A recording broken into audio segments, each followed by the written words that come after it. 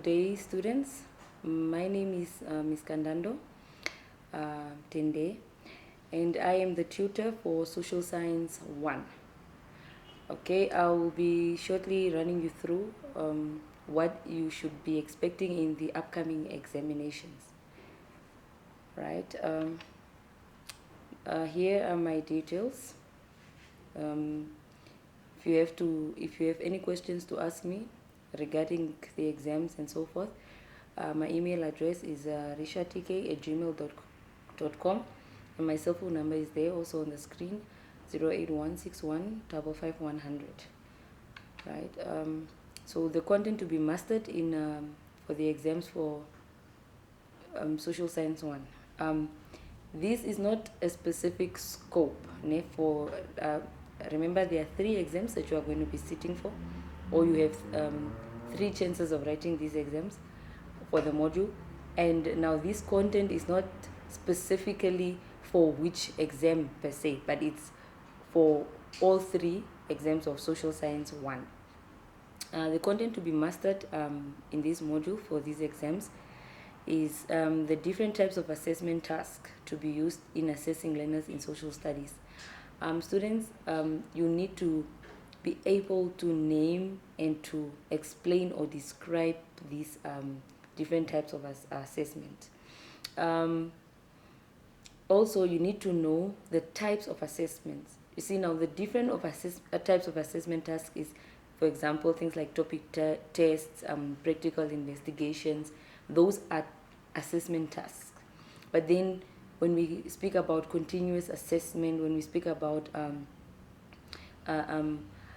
diagnostic assessment, those are types of assessment. So you need to know both. You need to know both, and you need to know which is which. You need to know how to describe them, define them. You also need to know how to explain. The roles played by various stakeholders at schools. Now, the stakeholders in education or the stakeholders in schools, these includes principals, the teachers, the subject heads. It also includes parents, because parents, learners, all these are stakeholders in the education. But now you need to know the specific roles played by principals. For example, what are the roles played by principals in a school?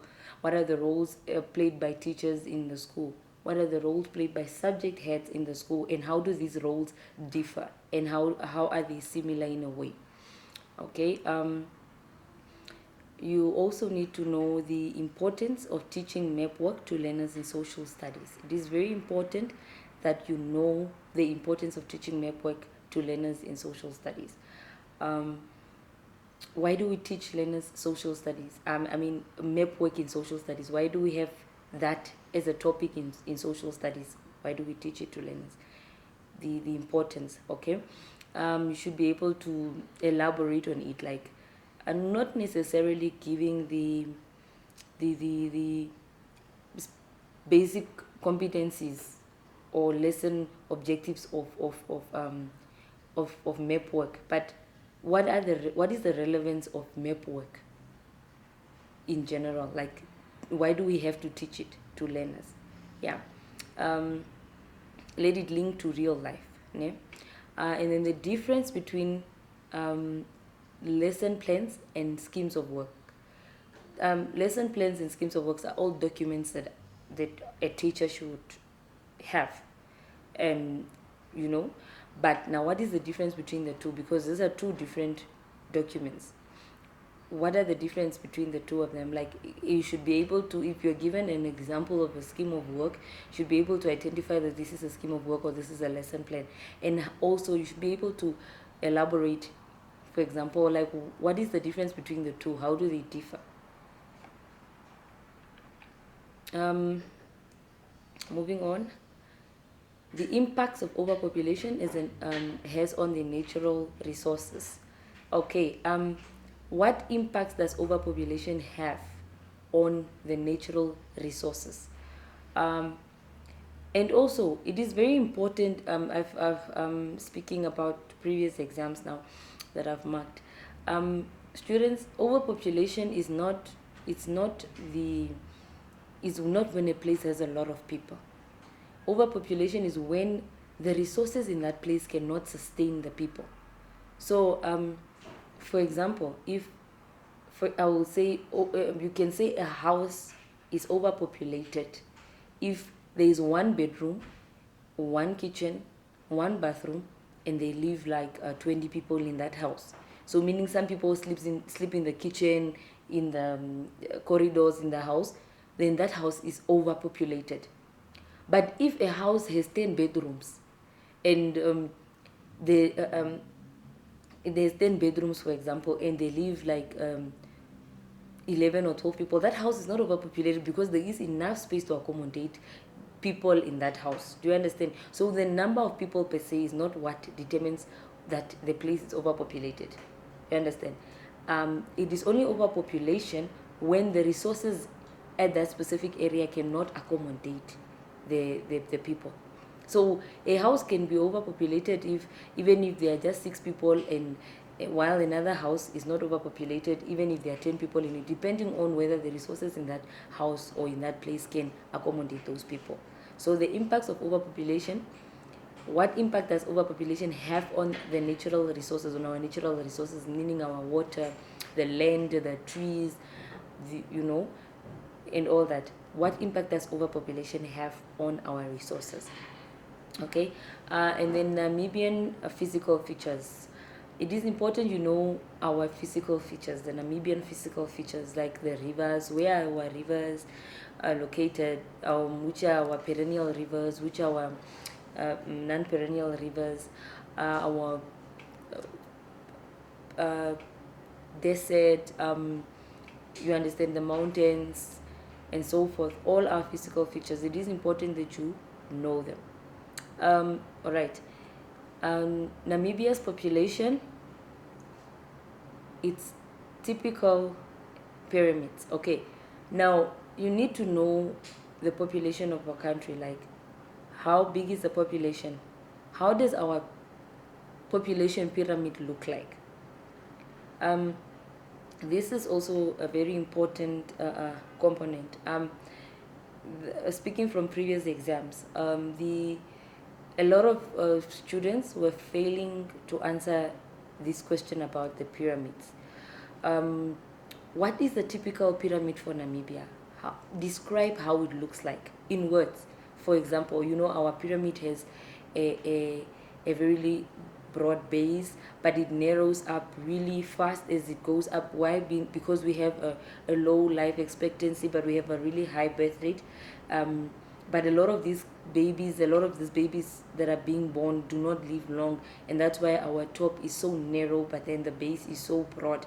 You understand? So you need to understand the population of Namibia and be able to explain it and describe it using pyramids, and be able to also elaborate on these pyramids, like why do we have a broad base, why does it narrow up so fast, and so forth.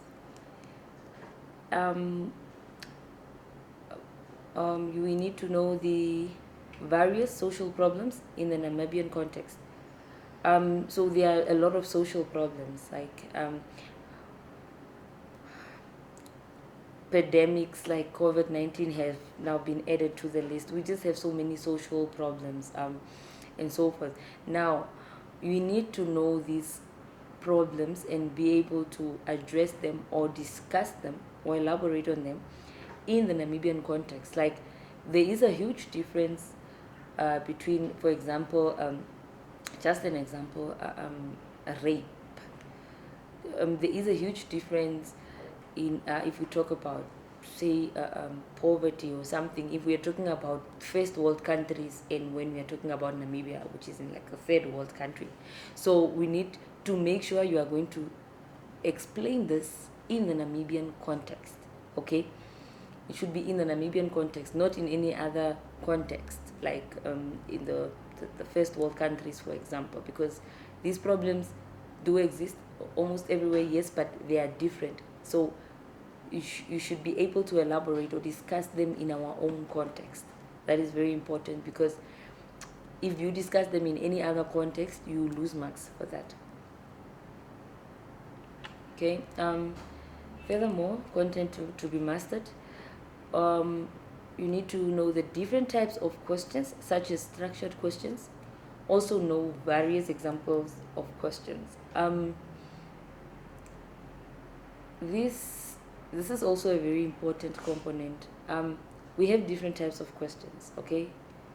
Now, in this exam or in this module, you are expected to know the structured questions. Like, how does a structured question, the components of a structured question, how does it look? Ne? How does this question look? And also, what do you look at to tell that this is a proper structured question? The components of a structured question. So you need to know this. You also need to know, or you should be able to come up with examples of structured questions. You understand? So not only should you know the components of the structured questions, but you should also be able to carry on and do a practical structured question. So that's what I mean by you need to know the various examples of questions as well. All right, and HIV and AIDS is part of the social studies syllabus. Why is it important? Why is it important for us to teach learners in social studies? Why do we need to teach them about HIV and AIDS? What is the importance? Like, how does it assist the world? How does it assist us? How does it assist the citizens of Namibia? Why do we have to teach kids about HIV and AIDS? So this is a really broad question. So the answer should encompass everything, not just be specific, like, okay, we just want to raise awareness, or we just want to help the Namibian nation to curb the HIV and AIDS infection rate, or that we just want to remove stereotypes and myths, so it should include everything. Don't just pick one part of the syllabus as to that explains the relevance of HIV and AIDS as being part of the syllabus of social studies. So you need your answer has to encompass almost everything. All right. The role played by women in Namibia during colonial times. So much is documented on what men used to do during even the liberation struggle, for example. However, women also played a very important role during the time Namibia was colonized. Now, you need to know, and you should be able to discuss and elaborate on the role that was played by women during the colonial times. It is very important that you know how to explain or to elaborate, actually, and discuss that the role. What did they do as patriots also in our history? What did the women do? Because they did something. It wasn't just the men that were fighting. Okay. Furthermore, content to be mastered. Teaching methods. What are the teaching methods that we use to teach in social studies? You need to know these teaching methods. You need to know how to discuss them. You need to know how to elaborate on them. It's very important. And then we have secondary and primary sources. Secondary and primary sources. What are primary sources? What are secondary sources? How do they differ from one another? Examples of primary and secondary sources. I think here I would want to, when you have to tell the difference between one thing and another, even like between a lesson plan and a scheme of work, for example, you need to show in your writing that you are showing difference, because there is a difference between defining and there is a difference between differentiating. So when you are differentiating, if you are asked to differentiate, for example, just an example, I'm not saying this is how the question is, but just an example. If you have to differentiate between secondary and primary sources. You have to show in your writing. You have to use terminologies that are showing that you are differentiating one source from the other. So you have to use terms like while. So for example, you say um, a tall person or a short person. If you have to differentiate between a girl and a boy, you say a boy normally has this specific organ while a girl has this specific other organ. For example, I'm just making an example. You see, but if you say a boy has this specific organ and then you say and the girl has this, you are not differentiating because you are saying and. So what you're telling us is just, you're not telling us the difference. Actually, you are just defining what a girl is and what a boy is. So when you are differentiating between things, for example, secondary and primary sources, please make sure you use terminologies that are really showing that you are differentiating and not defining. Yes. Okay. And then benefits of modern communication. What are the benefits of modern communication? In fact, what are modern communication? So you need to get there first. You need to start there first. What is modern communication and what are the benefits? Especially these benefits should be in teaching context, like how do we benefit, how do schools, how do teachers, how do learners, how do we benefit from modern communication? And then the factors contributing to population distribution in Namibia. Okay, so in Namibia, we know that the northern part of the country is so populated more than even the southern part. And obviously, Windhoek is also populated because it's the capital city, yes. And then, however, if we go to the coast, if we our desert areas, they're not so highly populated. So what are these factors that are contributing to that?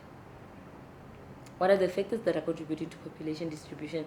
Like, why do we have some parts of the country densely populated and other parts of the country so sparsely populated? For example, like, why do we have less people in some part of the country and more people in the other parts?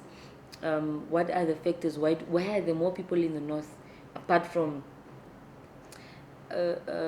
services? Because best believe me, services are brought by the fact that there are more people there. So if you know that, oh no, there are a lot of people in that specific area, you will bring services to cater for those people. But now, why in the first place is that part of the country having a lot of people and the other part not having a lot of people? Okay. You also need to know the scale calculations, like how to calculate scales. You can be given a specific map, and you would be asked to use to measure and calculate scales on that using the specific map, or you'd be asked to you'd be given examples of scales, maybe in ratio scales, and you'd be asked to convert them to linear scales or word scales, or you'd be given vice versa a linear scale and you'd be asked to convert it to a ratio or a word scale, and in just scales in general. So please master that.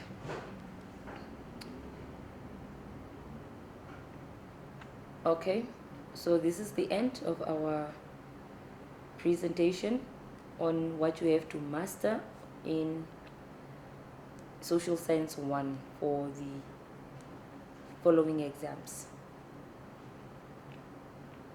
If you have any questions, please do not hesitate to contact me on my email, preferably my email, because I'll get back to you much faster. But yes, you can also call me if I don't respond to your email within like a short span of like a day or two. Then you can call me. Thank you very much.